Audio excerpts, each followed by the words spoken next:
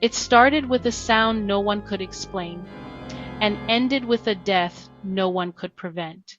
Hey guys, welcome back to True Red Stories, where we uncover the darkest corners of history, one chilling tale at a time. Today, we're diving into one of America's most terrifying and well documented hauntings, the Bell Witch of Adams, Tennessee.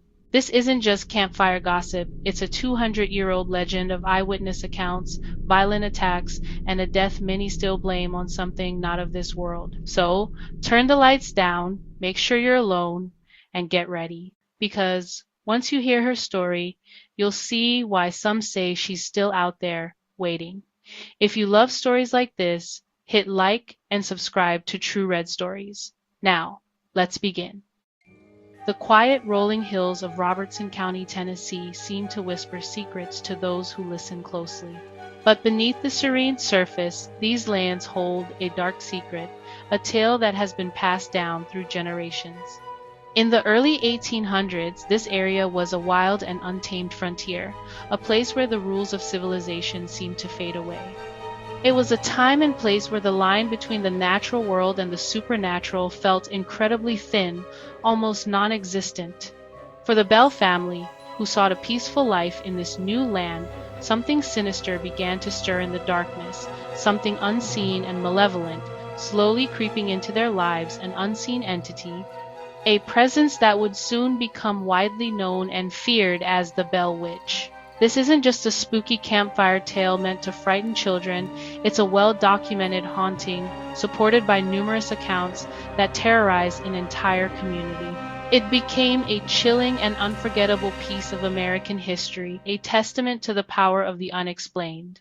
Imagine a time long before the conveniences of modern life, before electricity illuminated our homes and streets, with only the soft flickering glow of candlelight to pierce the darkness within a small, isolated log cabin. It was in the year 1817 that the Bell family's peaceful and ordinary life was irrevocably shattered by strange whispers that echoed in the dead of night.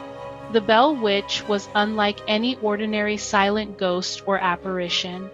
It was a powerful and malevolent force with a distinct voice, capable of speech and interaction, a unique personality with its own quirks and motivations, and a deep-seated, almost palpable hatred specifically directed towards the Bell family. The events were witnessed by numerous people, including concerned neighbors and even the future President of the United States, Andrew Jackson, who became intrigued by the stories, all of whom were drawn into the unfolding terror and mystery surrounding the Bell Witch.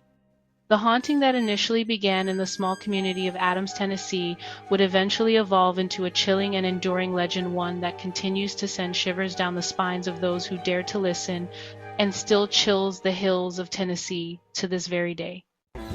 On a fertile stretch along the Red River, John Bell Sr. built a prosperous life for his wife Lucy and their children. The Bells were respected, devout, and hard-working ordinary people living in a tight-knit community. Their home was filled with the bustle of farm life and the laughter of children, especially their youngest daughter, Betsy. Richard Williams Bell, one of the sons, would later document their ordeal in detail. Before the haunting, the Bells were the picture of frontier success rooted in faith, family, and community. That normalcy made what happened next all the more terrifying. The trouble began, subtly at first, like a creeping unease that settled over the land. It was late summer, 1817, a time when the harvest should have brought joy and prosperity. But instead, a sense of dread was about to descend upon the Bell family. One evening, John Bell, while inspecting his crops, spotted a bizarre creature lurking in his cornfield, something he could only describe as a dog with a rabbit's head. A grotesque and unsettling sight. Startled and disturbed, he fired his rifle, but the strange animal vanished into the night. That night, as the family settled in for sleep, they heard faint scratching and knocking coming from outside their cabin. At first, they dismissed it, blaming it on nocturnal animals or the wind whistling through the trees. But as the nights passed, the noises grew louder, more insistent, and undeniably deliberate. Soon, violent banging shook the doors, threatening to splinter the wood, and a chorus of strange scratching echoed through the house as if something was trying to claw its way inside. The terrified family searched every corner of their home with lanterns, peering into the shadows, but found nothing to explain the escalating disturbances. Then, the source of the sounds moved inside the cabin itself. Faint whispers, unsettling humming, and the chilling, undeniable sense of an unseen presence watching them, invading their home. Bed covers were suddenly yanked away in the dead of night, pillows were tossed across the room with unseen force, and the children woke, shivering not just from the cold, but from a primal fear they couldn't comprehend. These were no longer random noises or tricks of the light. Something intelligent, something malevolent, was deliberately toying with them, testing their resolve. Little did they know, the Bell family's nightmare had only just begun, and the true horror was yet to unfold. The haunting escalated quickly, transforming from unsettling occurrences to outright terror. What began as mere whispers and strange sounds soon took a far more sinister turn. Gentle tugs on bed covers, a subtle disturbance in the night, became vicious slaps and pinches, escalating the physical torment, leaving red welts on the children, a horrifying testament to the entity's growing power and malice. Objects flew across rooms with unseen force, dishes shattered against the walls, and furniture overturned, creating an atmosphere of utter pandemonium. The entity's voice grew stronger and more distinct, calling itself Kate, revealing a semblance of identity, and claiming a vendetta against John Bell, solidifying the haunting's personal nature. Kate quoted scripture with a twisted fervor, argued and cursed the family relentlessly, showcasing a deep-seated rage.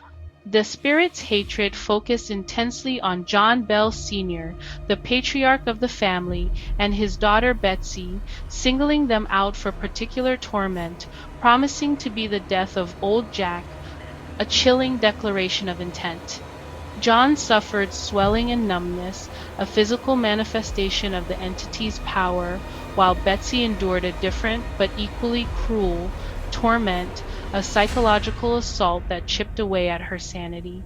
The Bell home, once a sanctuary of peace and tranquility, became a place of chaos and fear, a battleground for unseen forces.